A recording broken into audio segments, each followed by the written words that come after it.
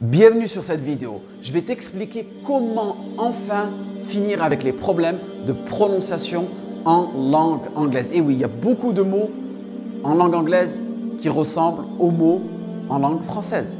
Et le problème, c'est quoi? C'est la prononciation. Et c'est pour ça que je vais t'expliquer la méthodologie à suivre pas à pas. Et je vais te présenter un outil gratuit qui est trop révolutionnaire. Pourquoi? Parce qu'il te propose le mot en lui-même et le mot dans une phrase et comment les prononcer, tu vois. Donc le mot, tu vas pouvoir le prononcer de manière individuelle et le prononcer dans une réelle phrase. Et en plus, les phrases ou les expressions qui sont prononcées sur ce site-là, elles sortent de vraies situations. C'est-à-dire que tu entendras les bruits de fond et tout pour vraiment habituer ton oreille à du vrai anglais. Donc n'hésite pas de regarder la vidéo jusqu'à la fin et faire des pauses et essayer d'appliquer toutes ces techniques-là. Ok? Allez, on se dit de l'autre côté. Anglais.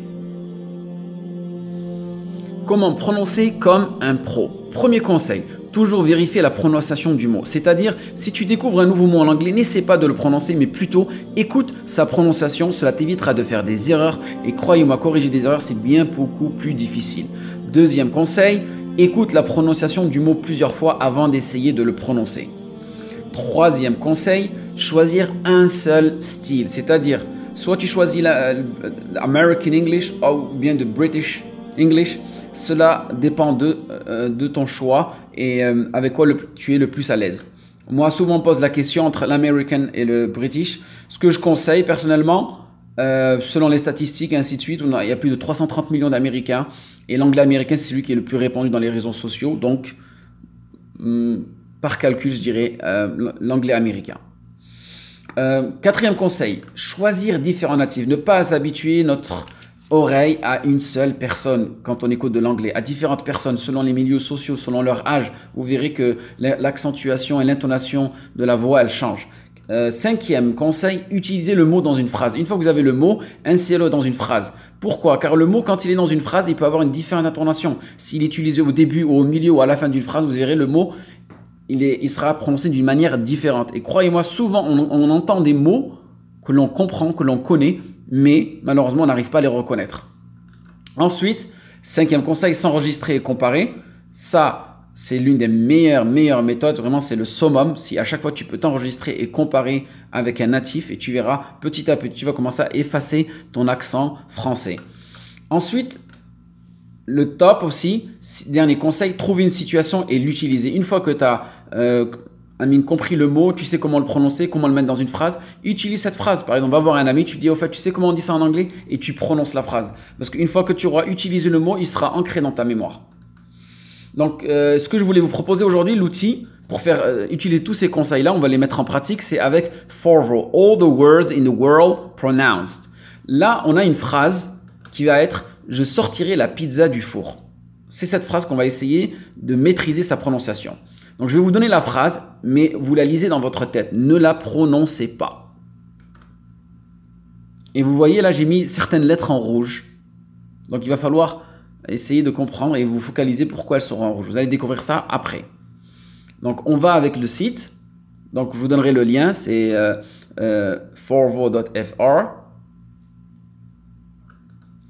Donc, le premier mot qu'on avait, si vous vous souvenez, c'était I will. Et on avait mis là le contraction form. Là, on va vérifier sa prononciation. C'est un mot simple, mais croyez-moi, beaucoup de francophones disent I will. Et parfois, on ne vous comprend pas parce que I will, ça a une autre signification. Donc là, vous cliquez sur I will plusieurs fois et vous verrez la prononciation de ce mot-là. Et bien sûr, vous avez le choix entre l'accent britannique ou américain. Maintenant, la contraction de I will, c'est I'll. Vous voyez? Et là, pareil, vous choisissez la prononciation américaine et vous l'utilisez ici tout seul, I'll, et la deuxième en bas, dans une phrase, I'll be back. Et vous répétez ça plusieurs fois, vous habituez votre oreille à ces petites phrases-là.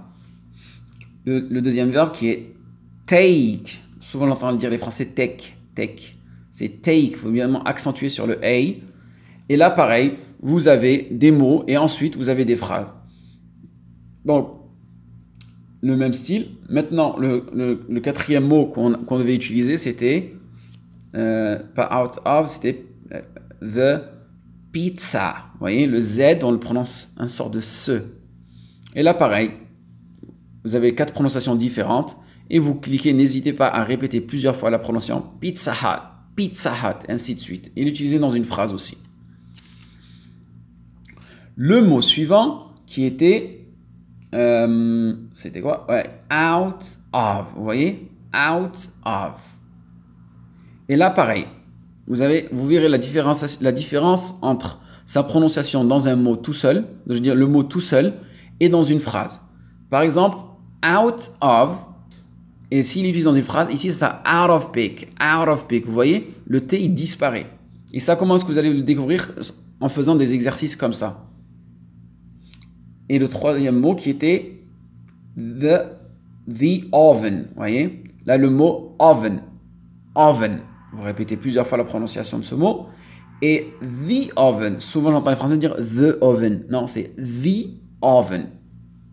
Et là pareil, vous avez une phrase, vous pouvez l'utiliser et répéter cette phrase-là de manière à ce que vous avez la bonne prononciation du mot.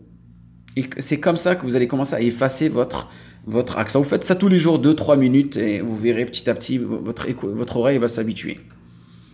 Donc ici, on a le mot, on a la phrase ensemble, vous voyez, on va la retravailler ensemble. Donc ça fait « I'll take the pizza out of the oven ». Out of, vous voyez le T et le O en rouge, out of the oven. Et le E, il se prononce I.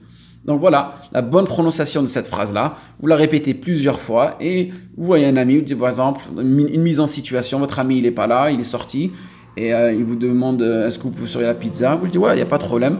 I'll take the pizza out of the oven. Out of the oven.